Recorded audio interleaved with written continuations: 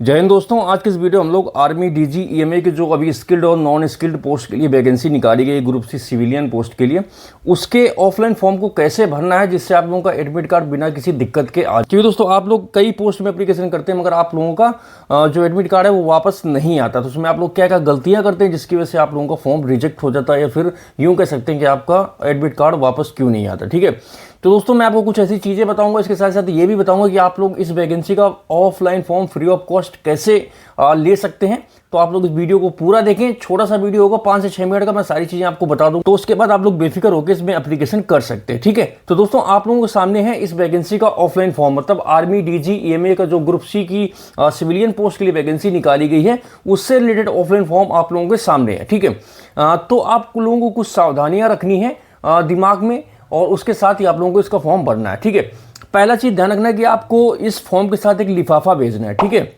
मतलब इसमें आपको 2 लिफाफे की जरूरत पड़ेगी, आप स्क्रीन पे देख सकते हैं। एक ये ब्राउन कलर का जो छोटा लिफाफा है ये वाला, और एक येलो कलर का जो बड़ा लिफाफा है।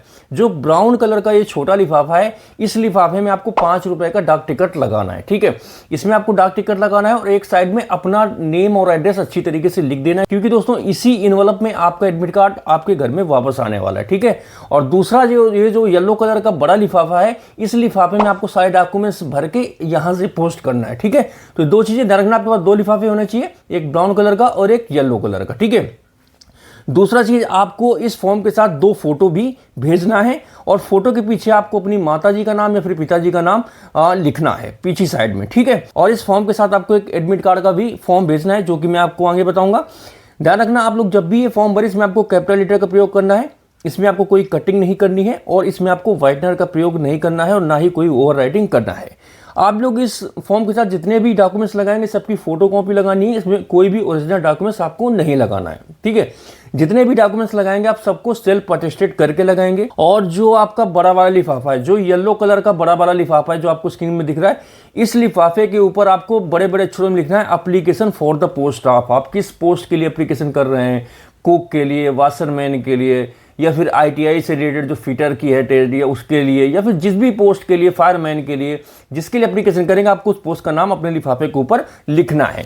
ठीक है, और इतना सब कुछ करने के बाद आपको ये फॉर्म सिर्फ और सिर्फ साधारण डाक के माध्यम से भेजना है। ठीक है, मैं आपको बता दूं इस फॉर्म को अप्लाई करने की लास्ट डेट है 24 अक्टूबर। ठीक है, मगर क्योंकि इस फॉर्म को आपको साधारण डाक के माध्यम से भेजना है तो आप लोग इस फॉर्म को मैक्सिमम 10 से 12 अक्टूबर तक पोस्ट कर देना। उसके बाद आप लोग इसके लिए एप्लीकेशन मत करना, बहुत से बहुत खींचना तो 15 अक्टूबर, इसके बाद तो एप्लीकेशन मत करना क्योंकि आपका फॉर्म नहीं पहुंचेगा। ठीक है, और आप लोग जब इसको साधारण डाक के माध्यम से भेजेंगे तो कम से कम उसमें 25 से 30 रुपए के डाक टिकट जरूर लगाइए। ठीक है, आप उसमें 5 रुपए का टिकट लगाएंगे तो भी पहुंच जाएगा, मगर मैं आपको रिकमेंड कर रहा हूं कम से कम उसमें 25 से 30 रुपए के बड़े वाले लिफाफे के ऊपर जो आप जिससे यहां से भेजेंगे उसमें कम से कम 25 से 30 रुपए का डाक टिकट जरूर लगाना। ठीक है, और जो अंदर छोटा वाला लिफाफा है उसमें केवल 5 रुपए का डाक टिकट लगाना है। ठीक है, अब हम लोग स्टार्ट करते हैं कि आपको ये फॉर्म भरना कैसे है, क्योंकि मेन कहानी आती है कि आपको फॉर्म भरना कैसे, क्योंकि जो आप लोग गलतियां कर देते हैं जिसकी वजह से आपका फॉर्म रिजेक्ट हो जाता है, तो आपको ये चीजें नहीं करना है।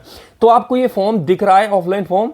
ठीक है, तो सबसे पहले इसमें आता है सीबीसी एडवर्टाइजमेंट नंबर। तो देखो ये जो मैंने आपको प्रिंट फॉर्म दिया इसमें ऑलरेडी मैंने प्रिंटेड करवा दिया है, तो ये इसमें ऑलरेडी प्रिंटेड होके आ गया, आपको इसमें पेन से लिखने की जरूरत नहीं है। ठीक है, और दोस्तों उसके बाद आपको यहाँ पे अपनी फोटो चिपकाना है और उस फोटो को आपको अपना सेल्फ अटेस्टेड भी कर देना है। ठीक है, इसके बाद यहाँ पे आपको पहले नंबर पे लिखना है पोस्ट अप्लाइड फॉर। आप किस पोस्ट के लिए एप्लीकेशन करना चाहते हैं, कुक, फायरमैन, ठीक है, वाशरमैन या फिटर, आप जिस भी ट्रेड के लिए एप्लीकेशन करना चाहते हैं यहाँ पे उस ट्रेड या पोस्ट का नाम जरूर लिखें। ठीक है, अब बात आती है यूनिट कि यूनिट आपको कौन सी लिखनी है।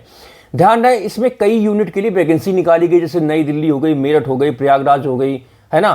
तो आप जिस भी यूनिट के लिए एप्लीकेशन करना चाहते हैं उसका यहाँ पे एड्रेस लिखना है। तो आप जब इसका नोटिफिकेशन खोलेंगे तो पहले ही नंबर पे, ए नंबर पे आप देखिए सभी यूनिट का एड्रेस लिखा हुआ है। तो आप जिस पोस्ट के लिए एप्लीकेशन करना चाहते हैं पहले आप चेक करें कि क्या इस यूनिट में ये वैकेंसी है कि नहीं है। ठीक है, अगर आपकी वैकेंसी उस यूनिट में है तो आप उस यूनिट का नाम लिखें, मेरठ का, प्रयागराज का या नई दिल्ली का, जिस भी यूनिट में आप एप्लीकेशन करना चाहते हैं उस यूनिट का नाम यहाँ पे लिख सकते हैं। और पूरा एड्रेस आपको यहाँ पे उस यूनिट का लिखना है जो कि नोटिफिकेशन के ए नंबर कॉलम में लिखा हुआ है। 2 नंबर में आपको अपना नाम लिखना है, 3 नंबर में आपको अपने पिताजी का नाम लिखना है, और उसके बाद 3B में आपको अपनी माताजी का नाम लिखना है, और 4 नंबर में आपको ना डेट ऑफ बर्थ भी लिखना है। ठीक है, 5वां नंबर में आपको लिखना है कि आप जिस दिन एप्लीकेशन कर रहे हैं, तो इस फॉर्म को जो अप्लाई करने की लास्ट डेट है 24 अक्टूबर, उस दिन तक आपकी एज साल, महीने और दिन में कितनी होती है। तो यहाँ पर आप लोग गलती मत करना, आप लोग अपनी एज जरूर सही सही लिखना, जैसे कि 24 साल 3 महीने, 21 साल 5 महीने, या फिर 20 साल 5 महीने 3 दिन, है ना। तो आप लोग अपनी डेट ऑफ बर्थ सही सही लिखना। अगर आपको लगता है कि आप अपनी डेट ऑफ बर्थ नहीं निकाल पा रहे तो कृपया करके आप लोग नीचे वीडियो में कमेंट कर देना, मैं जरूर उसका आंसर रिप्लाई करूंगा। मगर आप लोग यहाँ पे अपनी डेट ऑफ बर्थ गलत मत भरना, अदरवाइज आपका फॉर्म यहीं से रिजेक्ट हो जाएगा, ठीक है। तो आपको अपनी साल, महीने और दिन में डेट ऑफ बर्थ भी भरना है, ठीक है। उसके बाद आपको अपना जेंडर मेल या फीमेल, आप मेल है तो मेल कर दीजिए, जो फीमेल है फीमेल कर देंगे, ठीक है। नेशनलिटी इंडियन कर दीजिए। रिलीजन जिसका हिंदू है वो हिंदू कर दे, जो मुस्लिम है मुस्लिम कर दे, जो सिख है वो सिख कर दे, जो ईसाई है वो अपना ईसाई करके इस फॉर्म को फिल कर सकता है, ठीक है। उसके बाद अगला इसमें है करस्पॉन्डेंस एड्रेस। मतलब इसका ये होता है कि आप जिस पते पर इसका एडमिट कार्ड चाहते हैं, तो मैं आपको रिकमेंड ये करूंगा कि आप जहां पर रहते हैं तो वहीं पे आप इसका एड्रेस डालें। कोशिश करें कि जहां पे आपकी अवेलेबिलिटी 24/7 हो जाए, आसानी से आपका पोस्ट ऑफिस से आपके घर में लेटर आ जाए, तो वहीं पर करस्पॉन्डेंस एड्रेस और परमानेंट एड्रेस दोनों सेम रखें। इसमें आप लोग अपना ग्राम का नेम लिखें, पोस्ट ऑफिस लिखें, तहसील लिखें, पिन कोड लिखें, है ना, मोबाइल नंबर लिखें, ईमेल आईडी जरूर लिखें। ये वही एड्रेस होता है जहां पे आपके डॉक्यूमेंट्स भेजे जाते हैं, ठीक है। परमानेंट एड्रेस तो आप दोनों में सेम भर सकते हैं, फिर जिसका करस्पॉन्डेंस जो अलग पते पे मंगवाना चाहता है अलग अलग अपने हिसाब से एड्रेस भी डाल सकता है, ठीक है। 11 नंबर में आपको अपनी कैटेगरी बनना है कि आप किस कैटेगरी से बिलोंग करते हैं, जनरल, ओबीसी, एससी, एसटी, जिस भी कैटेगरी में आते हैं उस कैटेगरी को भर दीजिए, ठीक है।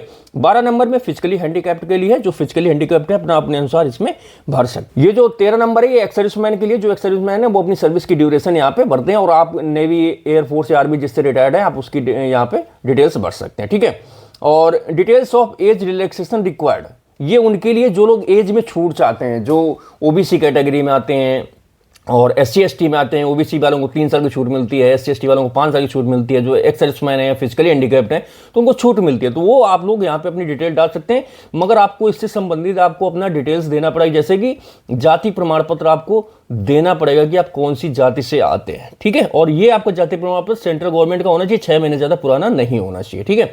15 नंबर में आपको अपनी एजुकेशनल डिटेल बनना है, 10th और 12th की ईयर यहाँ पे भरिए, कौन साल में आपने पास किया, बोर्ड आपका कौन सा, UP board, MP board, Bihar board, जो भी बोर्ड है आपका लिख दीजिए, सीबीएसई, एचएससी। परसेंटेज आपका कितना रहा, आप कौन सी डिवीजन या ग्रेड है, ए ग्रेड या फर्स्ट डिवीजन, बी ग्रेड या सेकंड डिवीजन, जिस तरीके से आपका हो वो आप लोग यहाँ पे भर सकते हो। अगला एक्सपीरियंस के लिए है, तो एक्सपीरियंस वाले भर देंगे। अब यहाँ पे 16 नंबर में थोड़ा इनक्लोजर में ध्यान दीजिए। 16 नंबर में आपको सबसे पहले आपको इन्वेलप लगाना, जो 5 रुपए का डाक टिकट लगा के छोटा वाला इन्वेलप लगाएंगे सबसे एक नंबर पे वो। दूसरे नंबर में ऑफलाइन फॉर्म रहेगा। तीसरे नंबर में आपके एजुकेशनल सर्टिफिकेट रहेंगे 10th 12th के। और चौथे नंबर में आपका स्किल या ट्रेड से रिलेटेड जो डॉक्यूमेंट्स है वो लगाएं।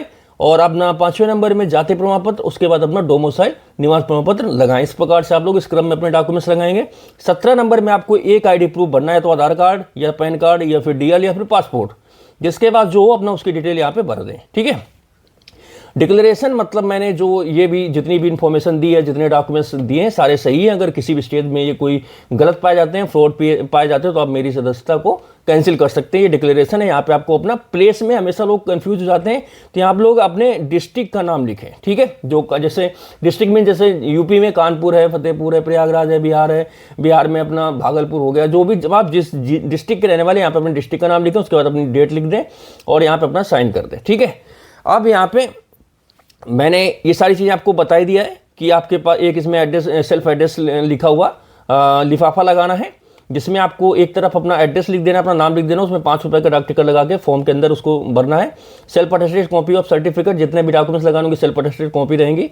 और इसमें आपको 2 सेल्फ अटेस्टेड फोटोग्राफ, मतलब 2 फोटो तो आपको फॉर्म में चिपकाने, एक एडमिट कार्ड में चिपकाना है और एक फॉर्म में चिपकाना है, और 2 फोटो और भेज, टोटल 4 फोटो की जरूरत पड़ेगी, और 4 फोटो मतलब सेल्फ अटेस्टेड होने चाहिए, ठीक है।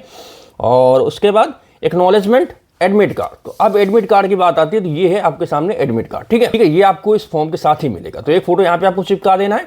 यहाँ पे आपको पोस्ट, किस पोस्ट के लिए आपने एप्लीकेशन किया है, यूनिट वही जो मैंने आपको बताया था कौन सी यूनिट के लिए है, आपका नाम, आपका डेट ऑफ बर्थ, मेल या फीमेल, माताजी के नाम, पिताजी के नाम, कैटेगरी आपकी कौन सी है, और करस्पॉन्डेंस पत्राचार के लिए जो व्यवहार है आपका, मतलब जो आपको पता है वो आप अपने ग्राम, पोस्ट, सारी चीज़ें इसमें, ईमेल आईडी, तहसील, पिन कोड, सारी चीज़ें लिखनी है, ठीक है। उसके बाद इसमें आपको कुछ भी नहीं बनना, ये सारा खाली छोड़ देना है। ध्यान है इसमें अपना सारा डिटेल सही डालें, क्योंकि ये वही डॉक्यूमेंट जो आपके घर में बाई पोस्ट आपके वो 5 रुपए वाला जो लिफाफा दिया उसी लिफाफे में आपके घर में वापस आएगा। अब बात आती है कि इसका ऑफलाइन फॉर्म आपको मिलेगा कहाँ। तो दोस्तों अगर आप लोग इस वैकेंसी का ऑफलाइन फॉर्म बिल्कुल फ्री ऑफ कॉस्ट चाहते हैं तो उसके लिए आपको मेरा टेलीग्राम चैनल ज्वाइन करना पड़ेगा। मैं अपने टेलीग्राम चैनल में इसी वीडियो के जस्ट नीचे इस वैकेंसी का ऑफलाइन फॉर्म का PDF डाल दूंगा, आप लोग जाके वहां से डाउनलोड कर लीजिए और इसका ऑफलाइन फॉर्म भर के तुरंत जल्दी से जल्दी साधारण डाक के माध्यम से पोस्ट कर दीजिए और उन सभी सावधानियों को ध्यान रखें जो कि मैंने इस वीडियो में आप लोगों के साथ डिस्कशन किया। ठीक है,